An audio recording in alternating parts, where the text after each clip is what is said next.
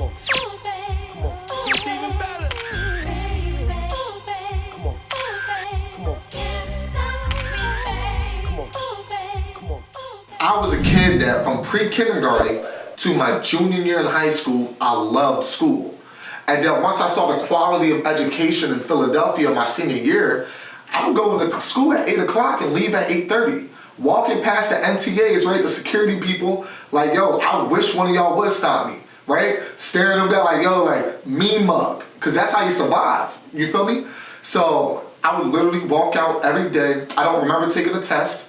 I took like an AP final English, and I swear to God, we all just scribbled in anything, and we still passed. You feel me? Still passed. Yeah, so like, they didn't care, and I knew that they didn't care, so why would I waste my time there? And so I was going through all these things, leaving work or leaving school early to go to work. I'm working from like 11 o'clock in the morning. It started 2:30 to 8. And then I was there so long that they made my shift longer, 12 to 8. Then I was there for so long that it was just like 10 to 8, right? So like this 18-year-old James, knowing that he got to grind. And it was like this 1 month where in April, I remember because the month was set up that I had 3 paychecks.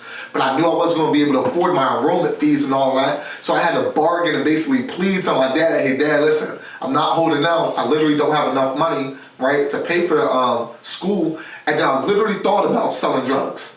Like literally, we're talking to people, setting up, hey listen, how much can I get weed for? How much would I have to sell it? I know I'll be able to sell it. I know I'm smart enough to do the calculations, right? And what happened was, my best friend, I was talking to Karan, right? And I was texting him, I was on the phone with him, and I was just like, yeah, man, I'm about to start this up. You feel me? Next Monday, I get my paycheck, and I'm gonna have to flip. And I was only gonna make $90 a time, but if you sell that joint fast, right? You sell it fast. That 90 turned into 180, right? 270. And that was my mindset, because I literally didn't know what else to do. I didn't know how else I was gonna make money. I didn't have any other talents, right? So, and the person in that position that's trying to make it out, right? That's trying to make sure that they make it to college and they stand there, and once again, I didn't have nobody to fall back on.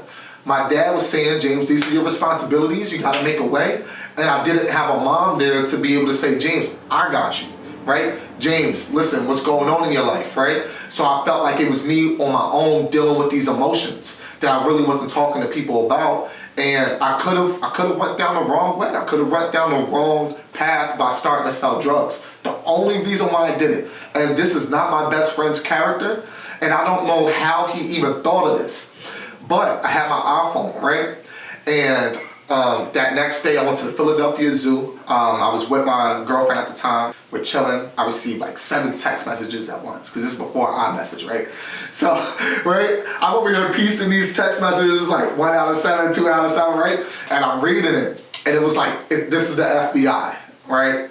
And we know that you were on the phone with Karan White at this time. Yo, I swear to God, we know we were on the phone with Karan White at this time, talking about selling this and that, you know, but it made sense. Like, I've never been a gullible person. But this is my first time actually put myself in a mindset, prepping myself for the mindset of selling drugs, right, at 18. So I'm receiving these text messages, and the person literally, he had sent it from like a random number, right? And it was just like, we're gonna meet you at your job.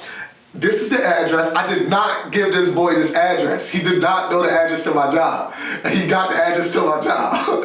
And they was like, we're gonna be talking to you, we'll be there at 3 p.m. So my heart started beating fast. Yo, I'm sick, bro. I'm sick. I'm talking to my girlfriend, Kimani, at the time. I'm like, yo, listen, this is what they said, but I really wasn't gonna do it, right? At that time, right? I really wasn't gonna do it. The only thing I could think of was, wow, my dad is gonna tear me up. Yo, I was like, how did I tell my dad? Like, right? So basically, I went to my job. I left, like, literally, I was with her at the zoo for all of 90 minutes max. Saw like 3 animals, right? And then I had to dip. went to my job, and I was talking to my boss. I brought it up to my boss. I was like, I forgot his name. I was like, Mr. So-and-so, like, this is a situation I really wasn't going to do it, right? Although I knew that I really was going to do it.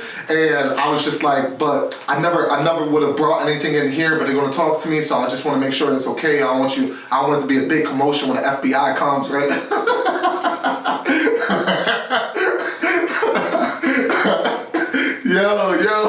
Yo, so he was cool, like, he was cool, he's like, I get it, I understand, alright, cool, you going to college, I don't get it. So, basically, I'm waiting, 3 o'clock comes, I don't see nobody, right?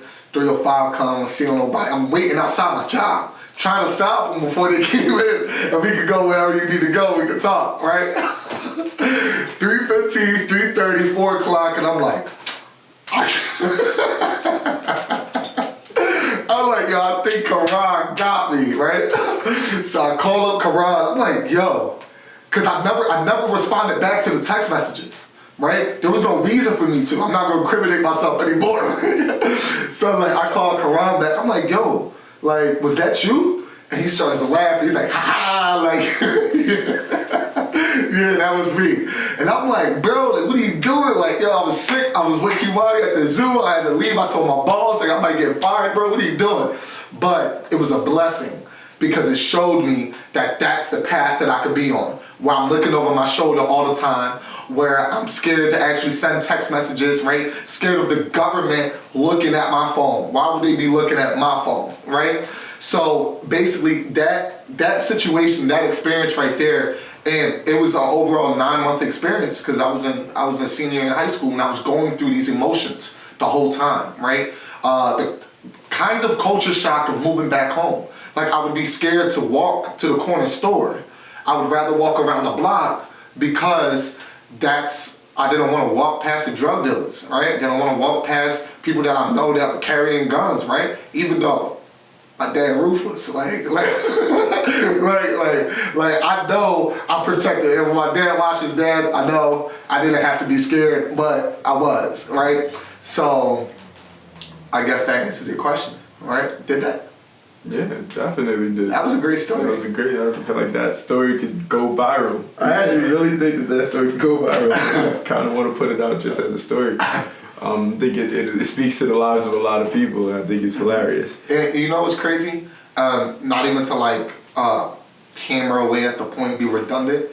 It shows the duality of the average human being, right? In the hood, right? Like they really want to do better for themselves. I don't really feel like that anybody wants to wake up and sell drugs. Even the Jay-Z example, which is cliche to use now because so many people use it, but it makes so much sense. That's the extreme. That's where you can actually become. You go from selling drugs, cocaine, weed, all that stuff, shooting your brother, right? He shot his brother because his brother stole a chain from him, right? To actually owning being a partial owner of the Brooklyn Nets. Right? To being the marketing director for a period of time for Coca-Cola, right? Like people, there's so much potential in there, but they become numb. They don't understand that they can get out. They don't know how to better themselves. They don't have mentors. They don't understand that, hey, listen, it all starts within, right? The same way that it starts within for you to make the decision to sell drugs, it starts within for you to make the decision to actually break the cycle, right? One thing about my father is he didn't have a father.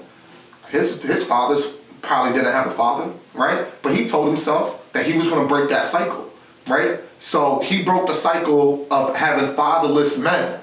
So now what I want to do is break the cycle of having my family think that it's okay to be in the hood, that the hood is regular, normal life. And although they could be comfortable within it, they don't need to, right?